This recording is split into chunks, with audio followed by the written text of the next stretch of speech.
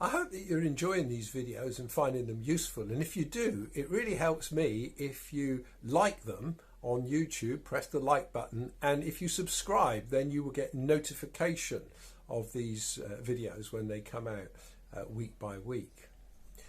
This is an old tear bottle, just a small container, maybe 2,000 years old, Roman probably. In ancient times, when people experienced grief, they used to store their tears in a bottle. It was a way of kind of honouring the dead and maintaining a link with them. They could kind of see it and touch it and feel the connection. All that pain poured out in tears, stored. And it wasn't just the Romans and the Greeks that did this. In the Old Testament, in Psalm 56, God says, or David says to God, "You have kept count of my tossings.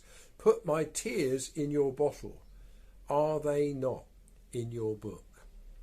The psalm speaks confidently about the final outcome of his life. He says at the end of it, "You have delivered my soul from death, yes, my feet from falling. I will walk before God in the light of the living." In verse 4, "In God I trust, I shall not be afraid. What can flesh do to me?" The final outcome for us as Christians is sure, but along the way there may be pains and griefs. And therefore how precious it is to note that God notes these things, stores them up in a bottle. The measure of our griefs is not lost. When Jesus came into the world, he experienced pain and grief. The shortest verse in the Bible is in John 11. Jesus wept.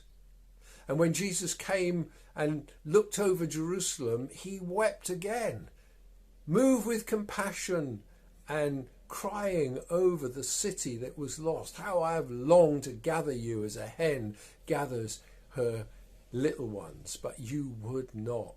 The pain and the anguish that God feels of human rejection. And so it's good for us to remember that although our griefs may be very real and very prolonged, that there will come a day when these bottles will be broken and every tear will be wiped away. The tears that we experience, the griefs that we feel, the losses that we have to bear with while we're here on earth don't last forever. But there is a day when he shall wipe every tear from our eyes, and sorrow and mourning will flee away. Therefore the redeemed of the Lord will come with singing unto Zion, and everlasting joy will be upon their heads. Let's look forward to those days.